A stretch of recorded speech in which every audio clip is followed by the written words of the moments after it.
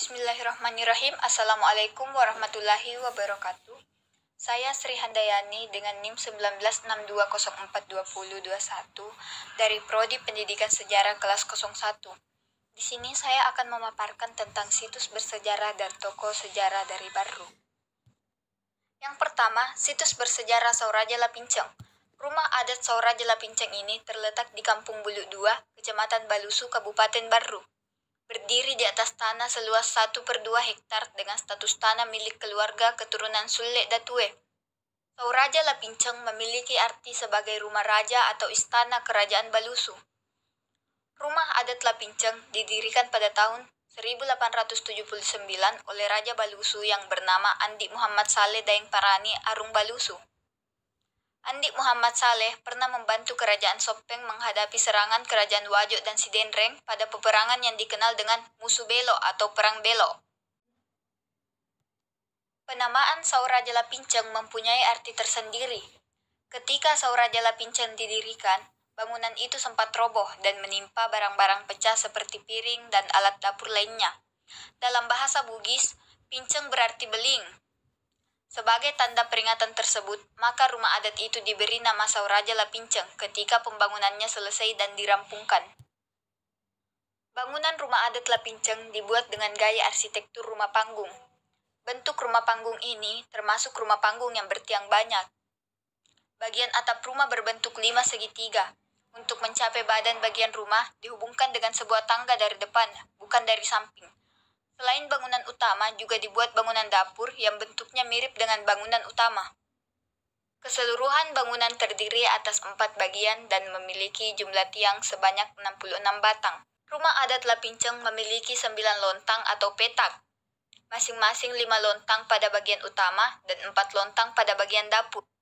Rumah adat Lapinceng dibuat dengan bentuk persegi panjang, sementara bagian atap berbentuk 5 segitiga. Pada bagian depan dan belakang bubungan atap, baik bangunan utama maupun bangunan dapur dipasangi timpak laja atau singkap yang bersusun 3. Adapun makna dari timpak laja yang bersusun 3 yaitu sebagai tanda bahwa pemilik rumah tersebut merupakan seorang bangsawan. Pada masa dulu, hanya bangsawan yang memiliki rumah dengan timpak laja bersusun 3 atau susunan ganjil.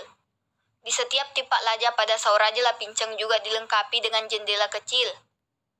Bagian atap pada bangunan utama dan bangunan dapur diberi lebih panjang dari panjang atap atau dicondongkan, kemudian diberi ukiran. Selanjutnya yang kedua, tokoh sejarah Coli Pujie. Coli Pujie atau Ratna Kencana lahir pada tahun 1812. Nama Ratna Kencana diambil dari pemberian kakek buyutnya yang bernama Ince Muhammad Ali Abdullah Daeng Pabeang. Bila ditelusuri asal-usulnya, Ratna Kencana adalah nama yang diambil dari Melayu. Coli Pujie lahir dari perkawinan Coli Pakue Daeng Tarape Arung Rapang yang berdarah Melayu dengan Larumpang Megadulung Lamuru Sultan Ibrahim, Datuk Mario Woriwawo Matinroe Rimutiara yang berdarah Bugis. Roh keintelektualan Datuk Pabeang mengalir pula pada diri Coli Pujie. Coli Pujie menikah dengan To Apotase Arung Ujung.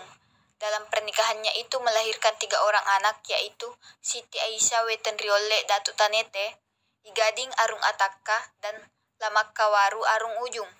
Sebagai wanita yang berdarah Bugis Melayu, Coli Pujie dikenal sebagai orang yang pintar dan berani. Ia terkenal dengan karya-karya sastranya yang cemerlang, sejajar dengan penulis-penulis barat. Tipologi tersebut membuat Coli Pujie disegani dan dianggap sebagai tokoh kesusastraan dari timur. Keberaniannya mengandung tipologi orang yang berdarah Bugis, dan kepintarannya mengandung tipologi orang yang berdarah Melayu. Perpaduan 2 tipologi etnis itu tampaknya sangat sulit ditemukan. Setelah ia terjun dalam arena politik, maka ia diberi gelar Arung Pancana Toa Datu Lamuru. Urusan kerajaan Tanete lebih banyak dikendalikan oleh Coli Pujie.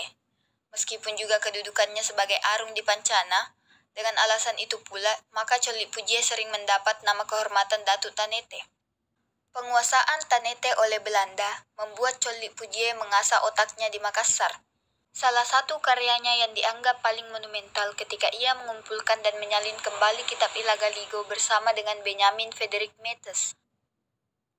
Ada dugaan bahwa naskah Ilagaligo yang disalin Colli Puji inilah yang sekarang dianggap sebagai karya sastra terpanjang di dunia sekitar 300.000 bait.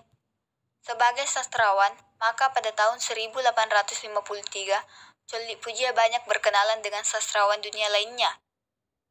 Di antaranya, Ida Pfeiffer, seorang etnolog dari Australia yang mengadakan penelitian di Sulawesi Selatan.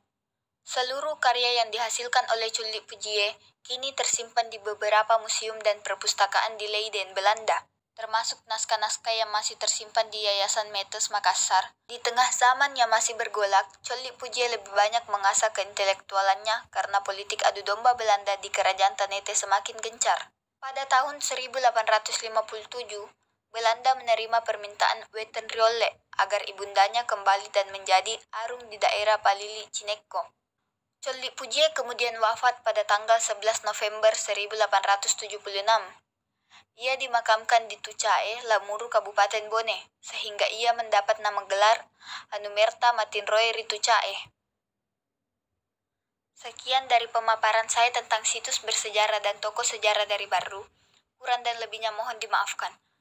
Terima kasih. Assalamualaikum warahmatullahi wabarakatuh.